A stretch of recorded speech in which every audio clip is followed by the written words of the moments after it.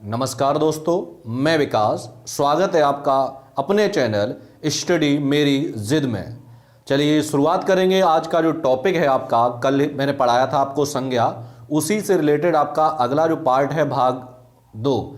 कल हमने भाग 1 के बारे में जाना था कि संज्ञा किसे कहते हैं और संज्ञा कितने प्रकार की होती है, उनकी पहचान के बारे में जाना था। आज हम भाग 2 में जानेंगे कि जातिवाचक या विशेषण, क्रिया, इनसे हम भाववाचक संज्ञा का निर्माण कैसे करते हैं। ठीक है, चलिए देखते हैं। तो कहा गया है भाववाचक संज्ञा का निर्माण जातिवाचक संज्ञा, सर्वनाम, विशेषण, क्रिया तथा अव्यय में आव, त्व, पन, अन, इमा, ई, ता, हट आदि प्रत्यय जोड़ने से भाववाचक संज्ञा का निर्माण होता है। यानी इन शब्दों में, किसमें? सर्वनाम में, विशेषण में, क्रिया में, अव्यय में आदि पदों के अंत में यदि आव, त्व, पन, अन, इमा, ई, ता, हट आदि प्रत्यय जोड़ दें तो वहां पर भाववाचक संज्ञा का निर्माण हो जाएगा। ठीक है, चलिए कुछ शब्द दिए गए हैं, उनमें हम देखते हैं। आपका जो पहला शब्द है पुरुष। अब पुरुष जो है वो क्या है? हमारी संज्ञा है। अब पुरुष क्या है? संज्ञा है। अब पुरुष का अगर भाववाचक बनाएंगे तो क्या हो जाएगा? पुरुषत्व।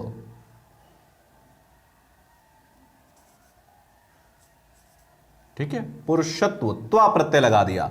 नारी का नारित्व, गुरु का गुरुत्व। पुरुष है, नारी है, गुरु है, ये क्या है हमारी? ये जो हमारी हैं संज्ञा है। क्या है? संज्ञा है। अपना, अपना क्या है हमारा? सर्वनाम है। अगर अपना का हम बनाएंगे तो क्या बन जाएगा? अपनत्व। अगर भाववाचक संज्ञा बनाएंगे अपनत्व। निज, निज भी हमारा क्या है? सर्वनाम है। इसका बनाएंगे क्या हो जाएगा? निजत्व। ठीक, अब आता है आपका सुंदर। सुंदर शब्द दिया गया है और इसके ऐसे हमें बनाना है भाववाचक संज्ञा। सुंदर क्या बन जाएगा? सुंदरता। इसमें हमने ता प्रत्यय लगा दिया। वीर का क्या बन जाएगा भाववाचक संज्ञा? वीरता। लाल का क्या बन जाएगा? लालिमा। भोला क्या बन जाएगा अगर भाववाचक बनाएंगे? भोलापन। घबराना क्या बन जाएगा? घबराहट। ठीक है, तो पुरुष, नारी, गुरु, ये हमारे क्या है? ये हमारी क्या है? संज्ञा है। और कौन सी संज्ञा है? व्यक्तिवाचक संज्ञा है। व्यक्तिवाचक संज्ञा से, सॉरी, जातिवाचक संज्ञा है। जातिवाचक संज्ञा से हम क्या बनाएंगे? भाववाचक संज्ञा। पुरुष से हमारा बनेगा पुरुषत्व, नारी से बनेगा नारित्व, गुरु से बनेगा गुरुत्व। ठीक है, इसी प्रकार अपना और निज, ये हमारे क्या हैं? ये हमारे हैं सर्वनाम। और इनसे अगर हम बनाएंगे भाववाचक संज्ञा तो बनेगी, अपना की बनेगी अपनत्व, निज का बनेगी निजत्व। इसी प्रकार सुंदर और वीर, ये हमारे सुंदर, वीर, लाल और भोला,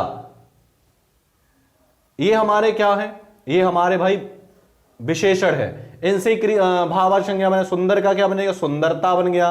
वीर का क्या बन जाएगा? वीरता बन गया। लाल का क्या बन जाएगा? लालिमा बन जाएगा। भोला क्या बन जाएगा? भोलापन बन जाएगा। इसी प्रकार आपकी जो घबराना, ये क्या है?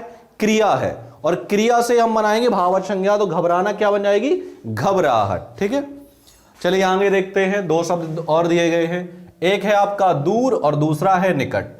ये दोनों क्या है? हमारे अव्यय हैं। अब दूर का क्या बन जाएगा? दूरी। दूर की जो भाववाचक संज्ञा बनेगी वो क्या बनेगी? दूरी बनेगी। और निकट की क्या बनेगी? निकटता। ठीक, तो ये थे आपके जातिवाचक संज्ञा, सर्वनाम, विशेषण, क्रिया और अव्यय, इन पदों से भाववाचक संज्ञा कैसे बनाएं। तो हमने सीखा कैसे बनाएंगे। इन पदों में क्या करेंगे, अंत में इन पदों के चाहे वो संज्ञा हो, जातिवाचक संज्ञा हो, सर्वनाम हो, विशेषण हो, क्रिया हो, अव्यय हो, इनमें क्या करेंगे, आओ, त्वा, पन, अन, इमा, ई, ता, हट, ये अंत में प्रत्यय जोड़ देंगे। प्रत्यय तो आपको पता ही होंगे, प्रत्यय क्या होते हैं, मूल शब्द के अंत में जो शब्द जुड़ता है उसे हम क्या कहते हैं, प्रत्यय कहते हैं। तो वहां पे किसका निर्माण हो जाएगा, आपका भाववाचक संज्ञा का निर्माण हो जाएगा। इस प्रकार आपके लिखे हुए हैं सुंदर, नारी, गुरु, अपना, निज और सुंदर, वीर। ठीक, पुरुष का पुरुषत्व, नारित्व, गुरुत्व, अपनत्व, निजत्व, सुंदरता, वीरता, लालिमा, भोलापन, घबराहट, दूरी, निकटता, ये सभी हमारी क्या बन गई हैं। इनमें हमने देखो इसमें लगाया त्वा प्रत्यय जुड़ा हुआ है, इसमें भी त्वा है, त्वा, इसमें भी त्वा है, इसमें भी त्वा, इसमें क्या है, ता प्रत्यय, इसमें भी ता प्रत्यय है, इसमें लालिमा आ प्रत्यय है, इसमें क्या है, भोलापन पन प्रत्यय है, घबराहट आहट प्रत्यय है, दूरी में ई प्रत्यय है, निकटता में ता प्रत्यय है। तो हम बना लेंगे। ठीक है, अब हम बात करेंगे संज्ञा का पद परिचय। एग्जाम में कई बार पूछ लेता है कि इसका पद परिचय क्या होगा, तो आज ये भी जान लेंगे संज्ञा का पद परिचय आखिर होता क्या है। वाक्य में प्रयुक्त शब्दों का पद परिचय देते समय संज्ञा, उसका भेद, लिंग, वचन और कारक आदि, इन सबके संबंध में बताना पड़ता है कि किस शब्द में संज्ञा कौन सी है, लिंग क्या है, वचन क्या है, उसमें कारक कौन सा है, तो उसे हम कहेंगे संज्ञा का पद परिचय। जिस प्रकार आपका वाक्य दिया गया है, राम ने रावण को मारा। अब जैसे शब्द दिया गया है आपका राम, तो राम क्या है हमारा, राम हमारी है भाई संज्ञा है। और अगर ये कहा जाए कैसी संज्ञा है, इसमें कौन संज्ञा है राम में, तो ये व्यक्तिवाचक संज्ञा है। ठीक, और अगर आपसे ये कहा जाए लिंग, लिंग कौन सा है, राम कैसा है, पुल्लिंग शब्द है। ठीक, वचन क्या है, राम एक वचन है। ठीक, तो इस तरीके से यानी संज्ञा, राम जो शब्द है वो संज्ञा है, व्यक्तिवाचक संज्ञा है, पुल्लिंग है और एक वचन है। यही शब्द हमारा, ये सभी क्या कहलाएगा, हमारा संज्ञा का पद परिचय। तो हम समझ गए होंगे संज्ञा पद परिचय क्या होता है। संज्ञा के बारे में उसका भेद बताना है, लिंग बताना है, वचन बताना है और कारक, इन सभी की जानकारी इसमें देनी है। तो ये आज आपका जो संज्ञा टॉपिक है वो आपका कंप्लीट हुआ, और मिलते हैं आपको अगले वीडियो में नए टॉपिक के साथ। तब तक के लिए धन्यवाद।